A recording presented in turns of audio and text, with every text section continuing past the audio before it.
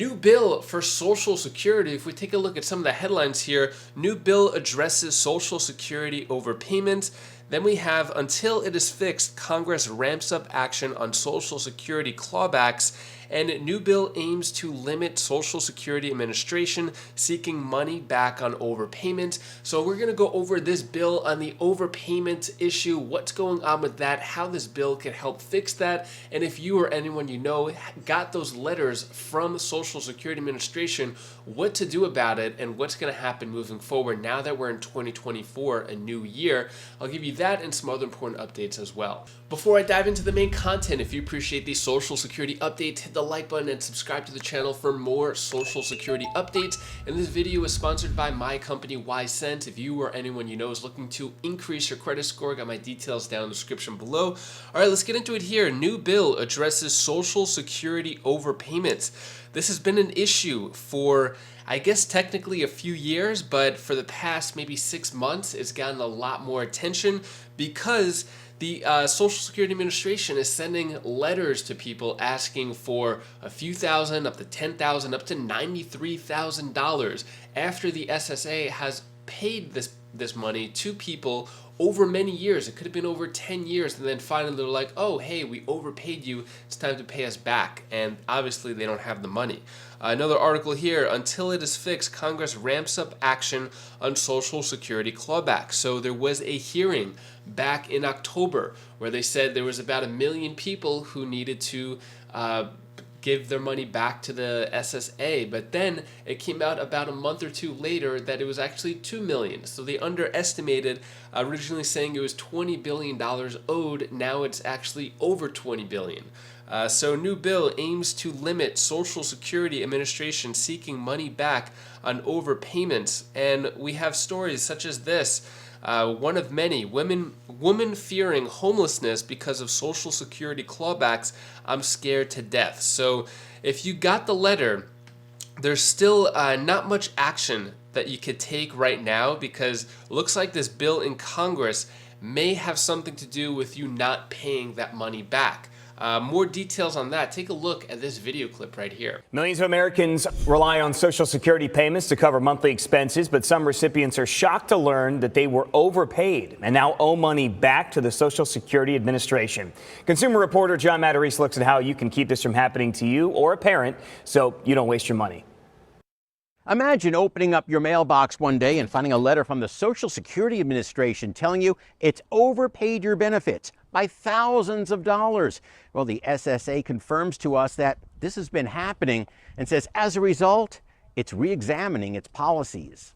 Barb Marshall was hoping for a comfortable retirement, tending the flowers at her country home. Dahlias. But those retirement dreams were shattered when she received this letter. They told me that I owed them $3,662. The letter says the agency is reducing her benefits since she receives both a widow's stipend and a small government pension for school library work. My mouth dropped and it's like, you've got to be kidding me. We asked the Social Security Administration directly why this happens and how many people are affected. The SSA sent us this release saying, quote, agency employees work hard to pay the right person the right amount at the right time, and payment accuracy rates remain high. It says about 0.5% of payments are overpayments. But the number is higher, 8%, for the Supplemental Security Income Program, which also includes people with disabilities and older adults with little to no income. As to why these overpayments occur, the agency says on its website it can happen if you don't share important life updates, such as your ability to work, your living situation, marital status, or income. It seems that people are going to find out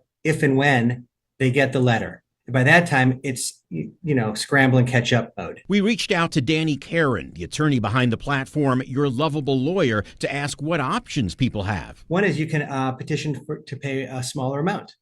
And to do that, there's a PDF of an 8-page letter, which is not easy to suffer through. Or ask the agency to waive repayment with this 10-page document. They make your 1099 look like a game of tic-tac-toe.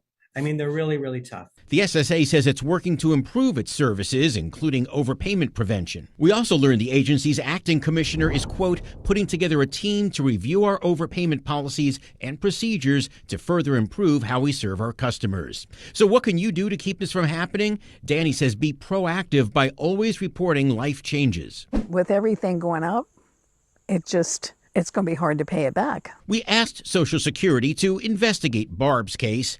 As always, don't waste your money. I'm John Matarese. What are your thoughts on the Social Security clawback issue? As you can see, it is a big problem affecting a lot of individual lives. About 2 million people are experiencing these letters coming from the SSA demanding the money back. Congress saying that they're going to do something about it, although the bill was introduced in 2023. Now that we're in 2024, there needs to be action in terms of resubmitting the legislation in Congress, because any bill that was not passed in 2023 needs to be reintroduced into Congress.